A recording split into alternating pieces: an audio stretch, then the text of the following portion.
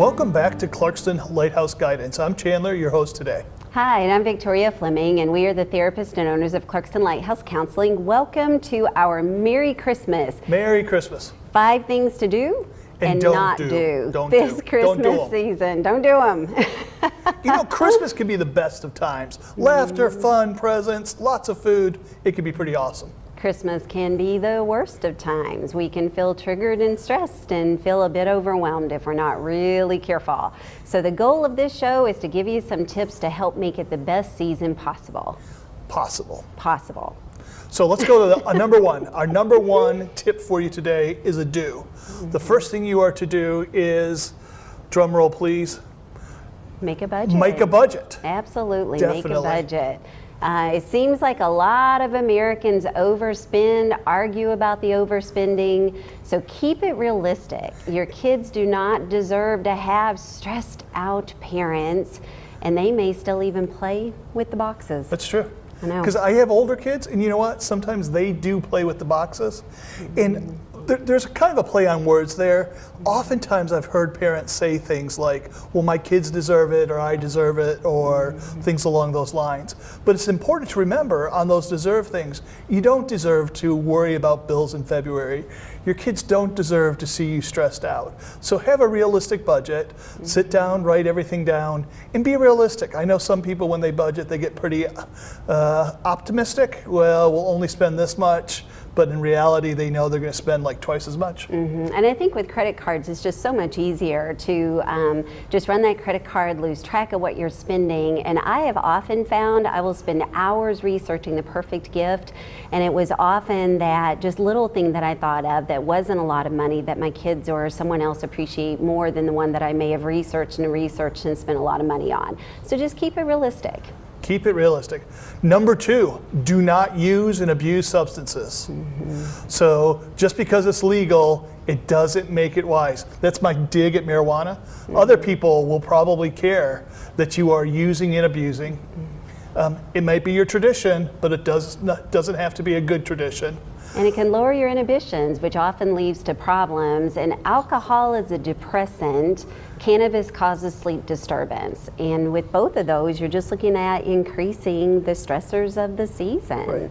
And normally when I talk to people about their holiday traditions or what they're dreading, it's, you know, Uncle Joe's going to get drunk, or I know I might drink too much, or, you know, the first half of the night's going to be fine, but then somebody's going to have one too many and say something stupid, and it's going to create stress.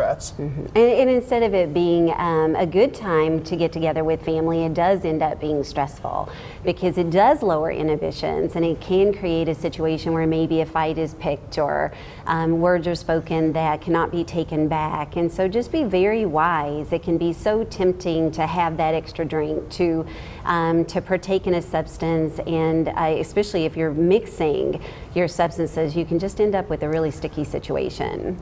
Right, and you know, in our younger generation with the legalization of marijuana and its more prolific use, it may not be a big deal to you, but it could be a big deal to your brother and sister, you smoking pot in front of their kids, or you smell like marijuana. So take a day off, don't smoke a joint on Christmas, smoke the day before if you need to, or don't smoke at all. But it can be a big deal to other people. And like you said, it can affect sleep, and it can affect just other things. Your mood, if you're already feeling kind of down, you don't want to further depress yourself. So another do. That's right. The other thing to do is remember to sleep and exercise. Take the time to get some sleep. Sleep is important. It clears your thinking, helps you manage stress, and exercise releases stress and stimulates natural endorphins. And this can be super hard, and I don't want us to focus just on the day of Christmas. For so many people, it's the days before and it's the days after. There are parties before, and it's very easy to neglect sleep, to neglect exercise, to neglect eating right, and to being healthy.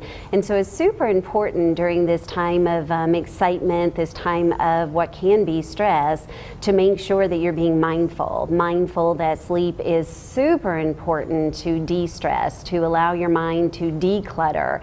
And that exercise, for me, very often grabbing the leash and taking my dog for a walk is the perfect opportunity to get all the cortisol, the adrenaline that's built up through the rush and the bustle, and to allow my body to just once again deep breath, endorphins released, and to get a fresh perspective again on what it's really all about. And this, is meant to be love, family, an opportunity to share and reach out.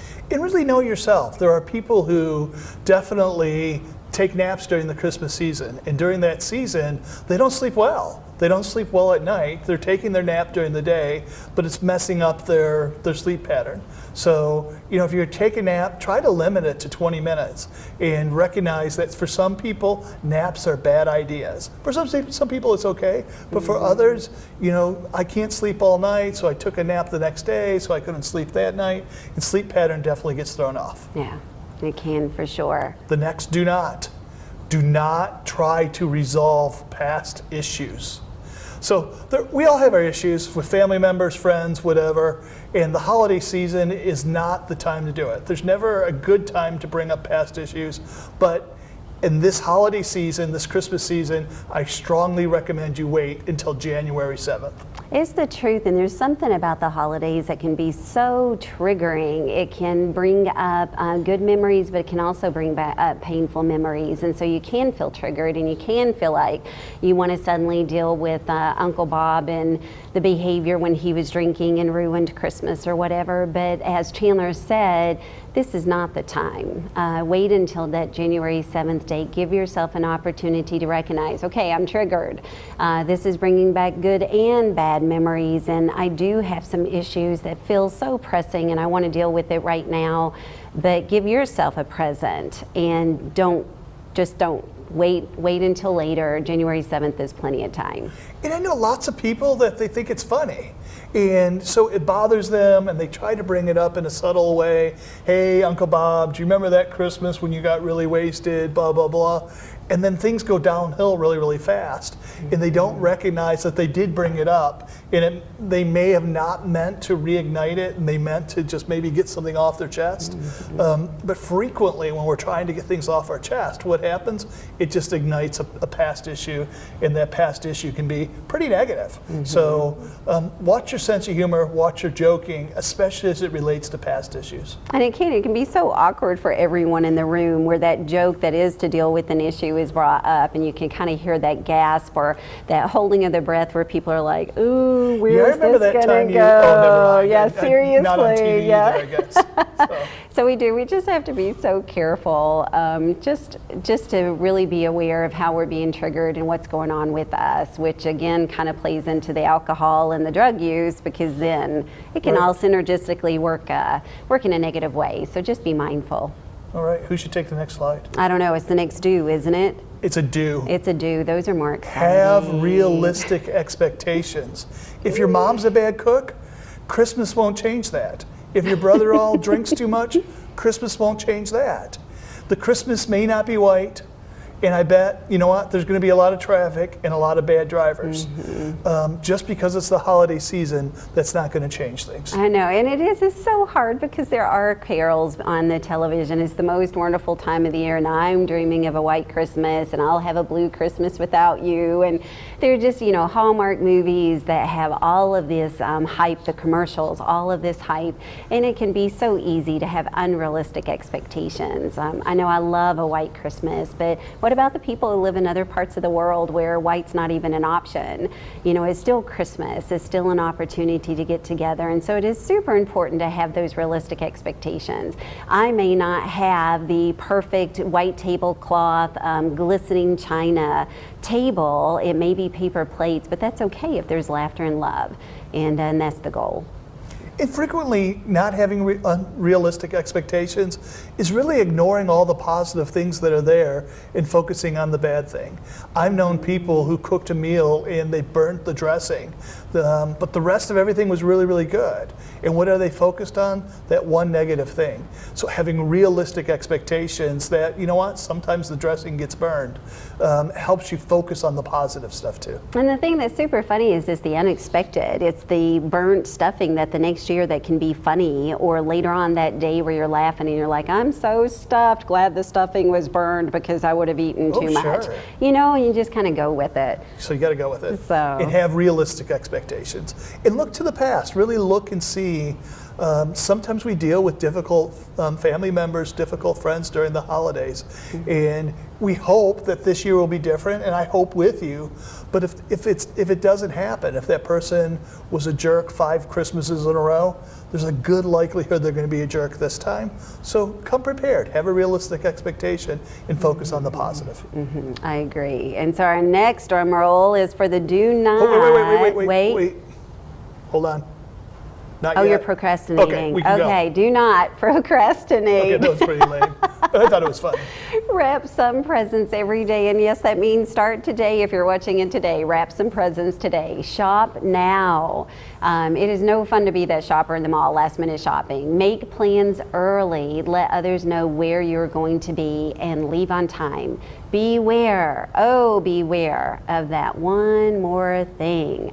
I can just run in and throw the clothes into the dryer, and now I'm running late, and now I'm stressed, and now I'm frustrated, and I'm one of the bad drivers on the road. Yeah. And there's lots of reasons why people procrastinate. A lot of times it's stress. I know people who, I didn't know what to get them for Christmas and I wanted it to be special, and so it's really hard to buy for that person, so they don't really go out and buy something, and then the stress increases instead of decreases. Or, man, there's so many presents I have to wrap, I don't know when I'm going to have time. So they put it off and put it off and put it off. So start early, even if it's like, sometimes I talk about the 8-minute rule. Just do 8 minutes of it a day. Go online and shop for 8 minutes. Wrap presents for 8 minutes. It's amazing how, if you start early enough, that little bit of head start can make a huge difference. And something else that can help is create atmosphere while you're doing it, while you're wrapping the presents. Put on the Christmas music, or watch a cheesy Christmas movie that you've watched 100 times, and it doesn't matter if you're actually able to watch what's going on. Light the candle, have some that smells good, have a cup of tea, but create atmosphere that helps to make it more enjoyable and will help to stop the procrastinating. Make your plans early. I know many times where somebody says to me, I was so disappointed. 2 days before Christmas, they told me that they weren't going to be able to come, and they knew all along. And I've actually seen the other side. It's like, man, I don't want to tell my mom this year that we're going to Florida, and I keep putting it off and keep putting it off. Well, what does that do? It ruins the other person's expectations, and they have unrealistic expectations because they really didn't have that warning. Sometimes it's just better to drop the news early. Drop the bomb early and say, hey, we're going to Florida this year. Mom, we're not going to be here. We're leaving on the 23rd. So I appreciate you're talking about the communication component of that as well. Oh, sure. So be sure, be considerate, be aware. I would want to know if you're not going to be there, so maybe I can invite someone else, or just plan accordingly. Yeah. It kind of goes with that procrastination where we put off things that we don't want to do out of fear. So. And yet very often, if we would do what we're dreading most and get it off of our shoulders, it's amazing how much less stressful the season can seem altogether. Yep. Shop for the hardest person on your list, and then it all seems pretty easy after that. Okay. So I will volunteer to do the next one. You will? Okay. Do number 4 is volunteer. It is amazing how much by volunteering people get a whole lot out of it. And it doesn't have to be anything major. It could be small things like, look at your neighbor's house. Go to their house, shovel their driveway. There may actually be leaves. If we don't have a white Christmas, there may be leaves still scattered on their lawn. Go rake out their lawn. Knock on their door. Ask them things like, hey, I know you're usually gone. Can I take out your trash? Are there things that I can do? Sometimes it helps to volunteer doing other things like soup kitchen or things along those lines. It is amazing how good it feels to do something for someone else, and it gets our mind off of ourselves. And the studies have clearly shown that people who volunteer are just happier. There's a sense of contribution, there's a sense of purpose, and when you see the look on the other person's face when you've done it, when you've raked the leaves and they didn't expect it, when you show up with a plate of cookies and maybe they don't bake anymore, to be that bell ringer when it's freezing cold outside, to serve at a soup kitchen where it's such a good reminder that there are people who have so much less than perhaps we may have. And so it makes you feel better. It releases endorphins, and it's just a win-win overall for you as well as for the person who's receiving the benefit of what you're doing. And I know lots of people who are out of work. I mean, they take a week off, 2 weeks off at Christmas time, and sitting around the house sometimes creates too much closeness or too much togetherness.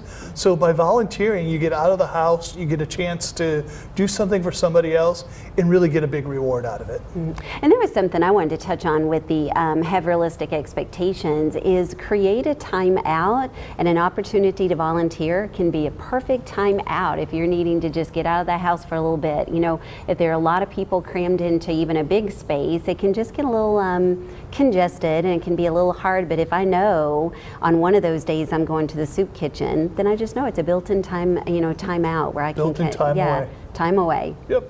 So mini vacay. I think you better handle this one because I'm not as good at this. Okay, so back to do not overeat. Plan your eating, smaller plates. Remember what it feels like to try to sleep and have that stomach burn. Try a bite or two and then quit, and remember, say no thank you. These are big. Right. And I've heard of people that around the holidays that they kind of like put pillows underneath themselves because they had one cookie and it tasted so good, so they had a couple more, then they had some pie, and just, the stomach gets full and they're trying to sleep and they kind of have to like prop themselves up. So don't be that guy. So that's what you mean by the pillows. They're having to get themselves all propped up so that they can sleep all right. right. Sleep in the recliner tonight because gravity kind of helps keep all that. Because I feel food frankly down. miserable, and if I don't sleep miserable. propped up, and it's so fascinating. The smaller plate absolutely works. Right. We have a tendency to want to fill the plate that we have, and so if you have a big plate, you're going to fill the big plate. If you have a medium, smaller, you're going to fill what you got. And so it is. There's great wisdom. I mean, it's been totally shown that use a smaller plate, use a pretty plate, and people tend to eat less. Be very mindful as you eat. Enjoy the bites that you have. Believe it or not, the 5th, 6th, 7th, and 8th are going to taste the same as the 1st, 2nd, 3rd, and 4th one did. And so just be very mindful. It's no fun to start the new year feeling like you've gained quite a bit of weight enjoying the holidays. And most people do gain weight during the holidays. So don't be that guy. Control your eating. Don't overeat. Take a few small bites. Okay, so we're back to a do, aren't we? It's time to do the We get to do another do. I'm glad for that. Do remember to the joy of the season, to enjoy this season. There's so much to be mindful of at this time. And for so many people, it is a spiritual reason. It is the birth of Jesus Christ.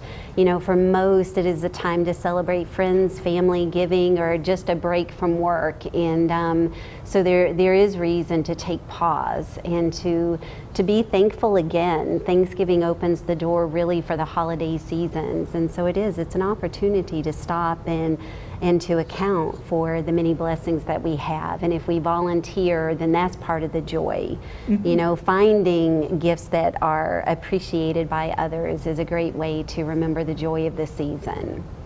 It's easy to forget. It's easy to forget when things don't go our way, or our expectations are unmet, or we wanted to do something more. But sometimes by focusing on other things of the true meaning to you of what the holidays mean, we lose ground. We don't really appreciate the things that we should, and we're focusing on all the wrong stuff. So for many of you, it's a religious experience. For others, there's a lot of good things that take place, and find the joy in it and focus on the joy. And I appreciate what you said about for you. It is so important for us to remember our boundaries during the holiday season.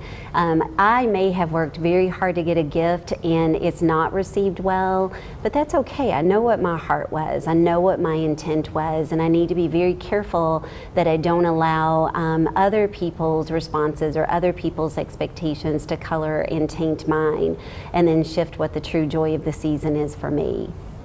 Sounds good. Our last don't is don't compare.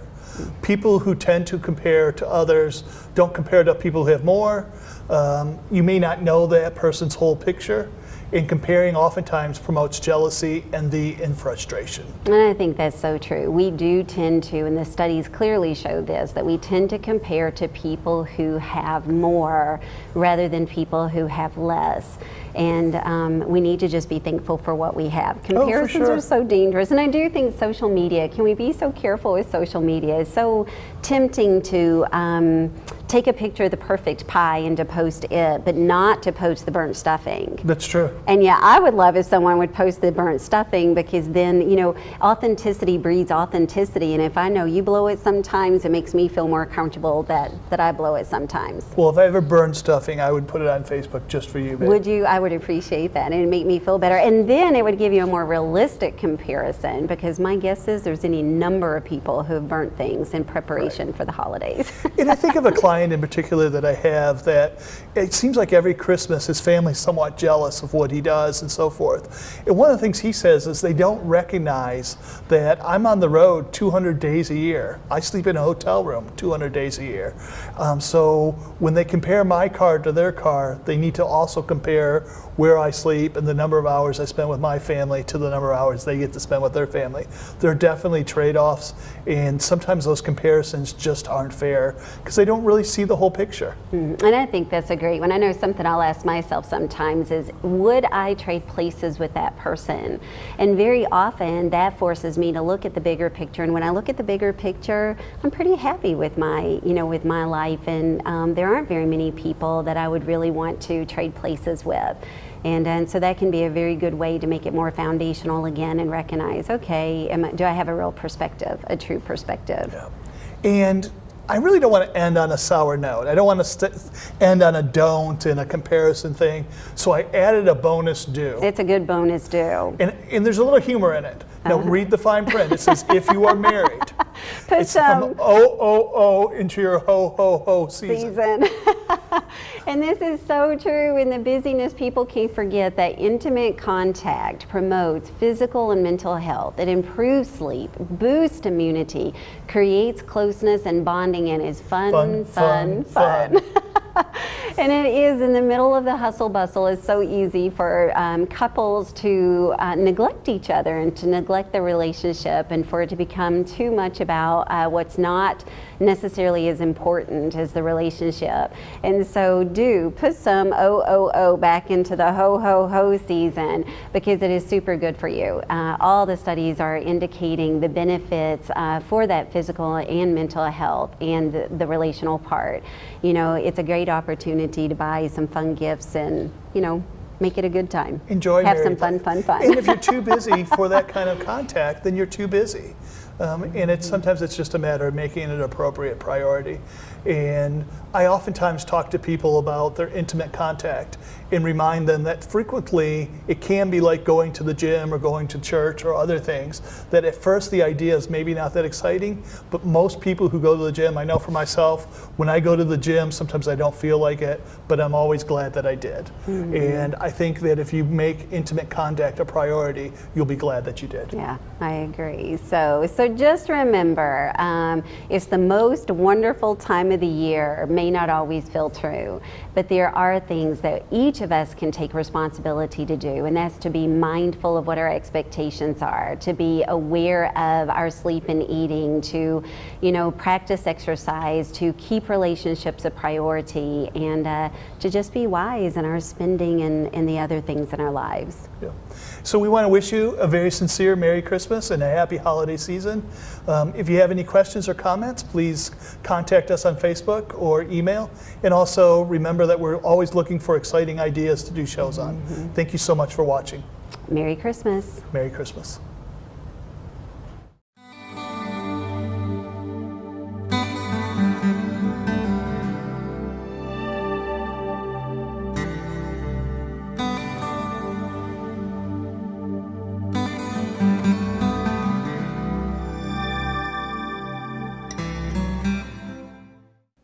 The views expressed in this show are for general educational purposes only and do not constitute professional advice on any subject matter, nor do they necessarily reflect the views or opinions of its guests or of Independence Television. If mental health assistance is needed, please seek professional licensed treatment.